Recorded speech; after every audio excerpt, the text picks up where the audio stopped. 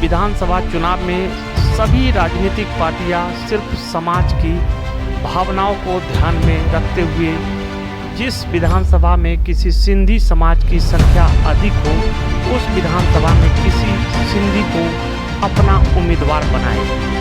यह बात प्रेस वार्ता में पत्रकारों से प्रगतिशील सिंधी समाज समिति के अध्यक्ष विजय इसरानी ने कही।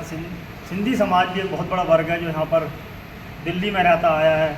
व्यापारी वर्ग है, खासकर जो समाज को उन्होंने दिल्ली को एक नई दिशा दी है। आके विकास के नाम पर भी उन्होंने बहुत काम किया है। आज यहाँ पर उन्होंने भी अपनी एक मांग को रखा हुआ है। जिस तरीके से चुनाव में सिंधी समाज भी चाहता है कि हमारी प्रतिनिधि हो और पूरा अधिकार, पूरा कम से कम 10 सीटें जो है, क्योंकि इलाके में हिसाब 70 विधानसभा में कम से कम 10 विधानसभा ऐसी है, यमुना पार से लेके साउथ दिल्ली, वेस्ट दिल्ली, यहाँ पे सिंधी समाज का बहुत बड़ा एक वर्ग है जो रहता है। तो आज यहाँ पर प्रगतिशील सिंधी समाज समिति ने आज यहाँ पर सिंधु मंदिर में कार्यक्रम रखा था। उन्होंने क्या क्या मांग रखी है दिल्ली में, तो इनसे मांगते हैं, देखते हैं, बात करते हैं। सर बताएं, हम क्या मांग है आपकी? हमारे आने वाले चुनाव में 5 सीटों की ये डिमांड है और हम चाहते हैं कि सारी पार्टियां सिंधी समाज को कंसीडर करें। वैसे सिंधी समाज सारा बीजेपी के प्रति रहा है और हम लोग अभी तक निगलेक्ट होते रहे हैं किसी भी तरीके से। हम दिल्ली में हमें सिंधु भवन चाहिए, हमें घाट चाहिए चलिए के विसर्जन करने के लिए अपना बहराना, और जैसे कि बिहारियों को छठ में मिलता है, हमें कुछ भी नहीं मिला है।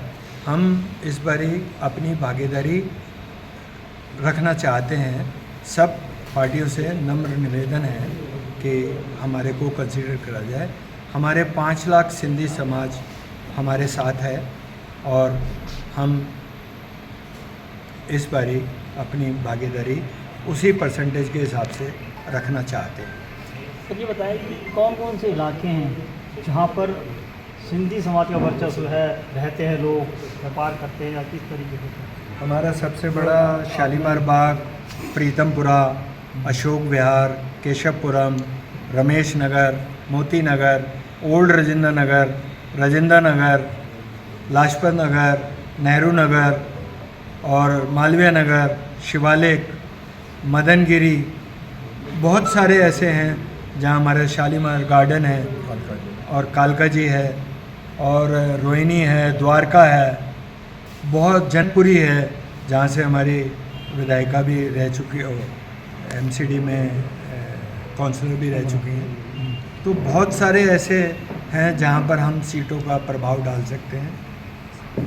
तो मेन मुद्दे क्या रहते हैं? अगर आप नहीं मिलता है एक तरह से, आप 10 से 5 जो आपने जितने बड़े पर गिरनाया है, तो कम से कम 10 सीट तो बनती होगी कम से कम। इस बारी सिंधी समाज जागा हुआ है। आप सिंधी समाज के 86 प्रतिनिधियों ने, 86 संस्था के प्रतिनिधियों ने एक साथ इस बारी आह्वान करा है कि हम लोग सब एक साथ रहेंगे और जिस तरफ भी हमारी वोटिंग होगी, जो भी पार्टी हमें कंसीडर करेगी, तो हम अपने अपने कैंडिडेट उन्हें देंगे। हमारे जितने भी सिंधी समाज के हैं वो कांग्रेस में भी हैं, बीजेपी में भी हैं, सभी पार्टी और आप में भी हैं।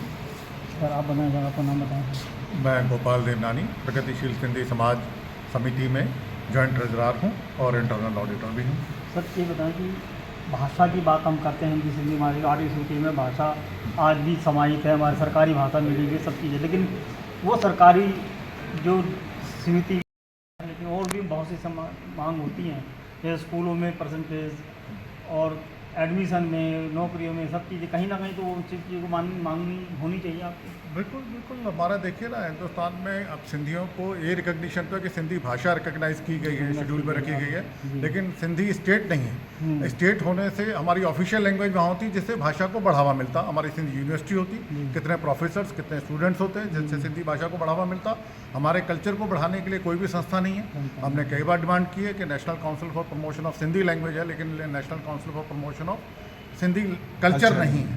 तो उसके लिए हमारा हो। आप देखिए कि 26 जनवरी में हर स्टेट को रिप्रेजेंटेशन मिलता है, उसकी परेड में झांकी निकलती है, लेकिन सिंधी भाषा की या सिंधु स्टेट की या सिंधी कल्चर की, जो कि सबसे पुराना कल्चर है, सिंधी कल्चर को ही, सिंध को ही हिंद माना गया, लेकिन सिंधी को कोई पहचान नहीं।